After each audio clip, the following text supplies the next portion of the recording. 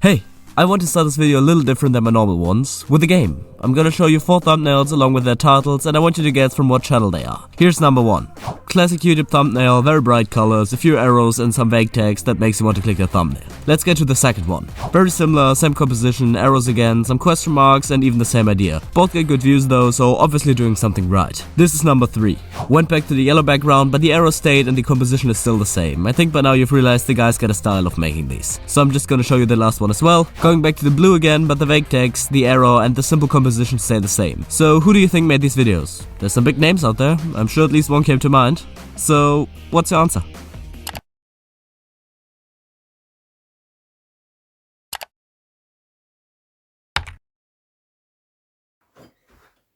The truth is, there is no answer. They're all made by different people. I've recently watched a video by a guy called Pinely. He's kind of in the essay/commentary category of YouTubers. My favorite video of his is called the MrBeast-ification of YouTube. Here he talks about how YouTube is slowly becoming a hellhole of retention-seeking creators, thumbnails and editing. I really enjoyed that video and I went into it with the clear intention of taking inspiration for my own video on this, but I'm not gonna talk about this on such a grand scale. I only want to talk about the Lego scene. The 4 thumbnails I showed you in the beginnings were made by 4 different people. TD-bricks, Republic Studs, RJM-bricks and sacredbricks. These are just some of the people that have leaned into this MrBeast style of not just making thumbnails but also making their videos. Here's an intro by the first one, TD-bricks, with almost 1.5 million subs. In this video, I spent over $1,000 on old Lego from the 1980s, and with all this Lego, I'm gonna challenge myself to combine it together to make my very own Lego city. So anyway, let the challenge begin. I think you see the similarity to pretty much any MrBeast video. Fast, energetic talking, being very loud and putting as much sound effects and cuts into as small of a time frame as possible.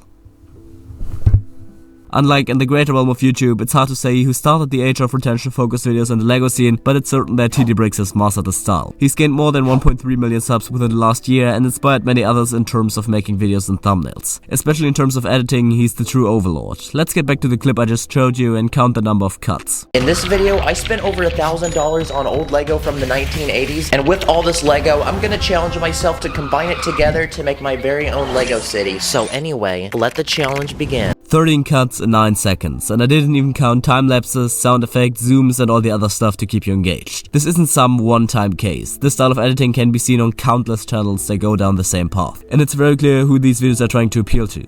Children. I mentioned in my tier list video before that I get a headache from watching these videos, and this is also something Pinely mentioned in his video. These people know their age demographic. They know they're not making videos for adults or hell even older teenagers. As a child, it's enough to be overstimulated with bright visuals and loud sound effects every few seconds, but as these kids become older, they will realize the essential thing missing from these videos is a personality. If I'm being honest, I can't tell you anything about these people, or rather their personality. Sure, they're energetic and upbeat, but outside of that, I don't know. This over-the-top style of editing and making your videos doesn't give you an insight on someone's personality or life. I'd much rather watch an MrBeast-ification video just because I feel like I'm learning something, not just about whatever the video's topic is, but also about him. But when I'm watching one of these retention-focused videos, all I feel is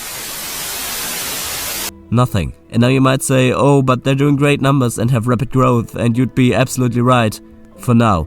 I want to take an example from the Minecraft community. Tommy had some of the most insane sub growth any YouTuber has ever seen, but by now, he's plateaued. The children that used to watch him have grown up now and he's just no longer approachable to them. I think the same thing will happen to TD-bricks, Republic Studs, RJM-bricks, sacredbricks, generic studs and many more. Either they or their audience will grow up, and unless they change their lane, they will slowly but surely fade out of relevancy.